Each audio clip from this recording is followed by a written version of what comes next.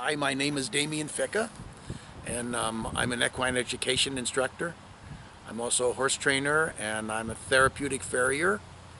And I've been doing this for many years. I went to school for it, and have taught in many different universities, and worked many ranches throughout the West, especially Northern California, Nevada, Idaho, Montana. We hope to bring a very old tradition of training and teaching horsemanship, and that is the Spanish California Nevada tradition. It really goes back to the age-old training methods of the Romans and the Greeks.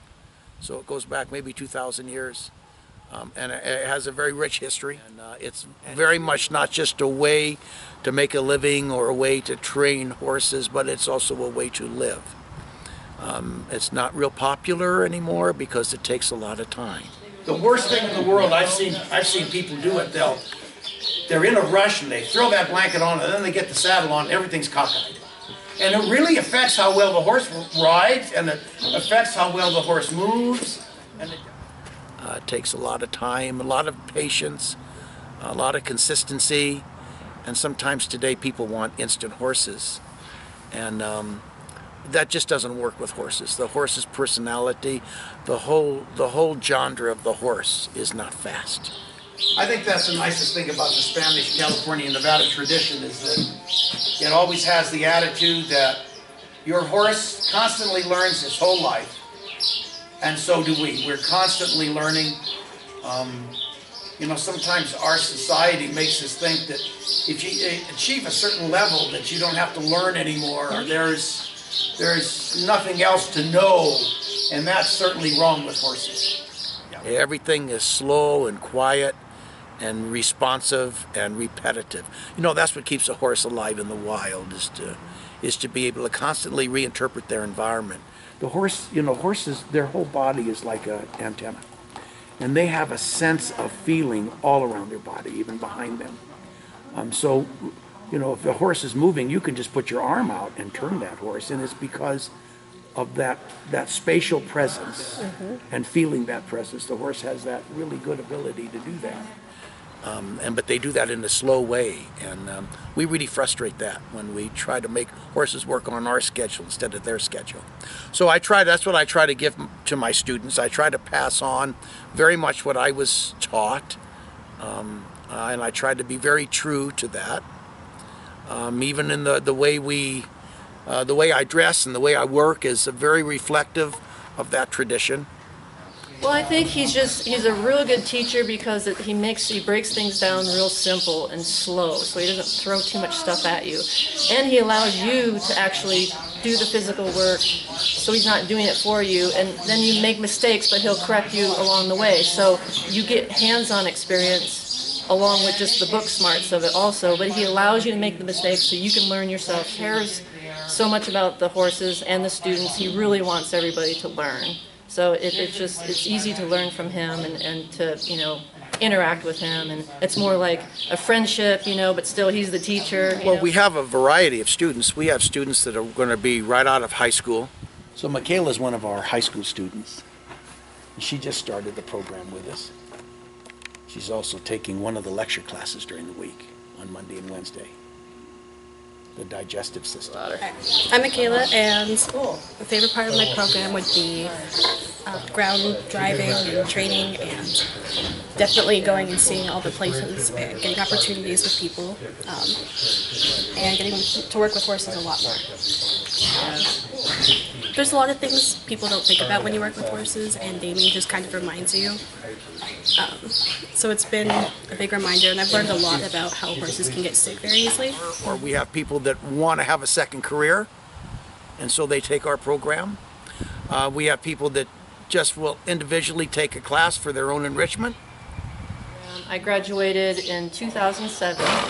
I went through the entire program, just pretty much, it was a 2.5-year program, and I took one class and I just loved it, so I continued the whole entire program. Definitely this is a program that can put somebody to work. I have my own personal practice, you know, training horses, and so I'm a mobile horse trainer. I go to different people's barns, different houses. Also, I do overall horse management, like how to house the horse, how to feed the horse. So there's nutrition and just, you know, how to exercise the horse correctly. So really the program, it's not just about horse training. There's so many more pieces of it that, you know, you need to understand when you own a horse or when you're riding a horse. I look at all the students that have graduated in the last 12 years or so, and I'd say about 90% of them are all involved in the equine industry to one degree or another, whether full-time or part-time. So it definitely has an ability to give people a career. It definitely has an ability to give people a direction in their life, and perhaps to work with something that they not only like and love, but also it's pretty nice when you can do that as part of your career too. When they graduate, I've had students that have worked for pharmaceutical companies. I have students that work for vets. I have students that will work for other ranches and train horses or do riding lessons. I've had students that have gone on to farrier school. I guess it just depends on where somebody sees themselves, you know.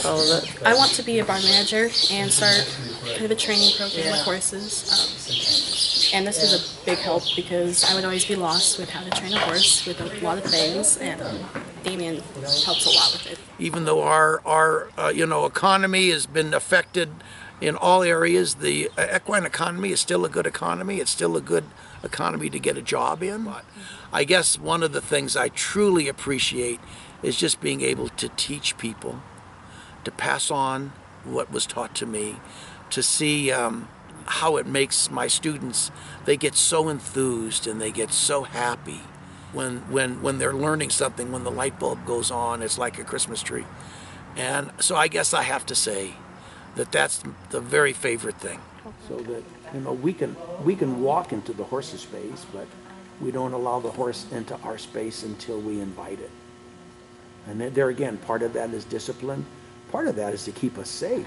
And we have to remember too, as much as we have affection for these animals, you know, this animal is 1,000 pounds and you can get hurt.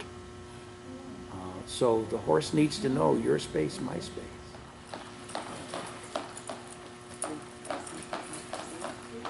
He did it.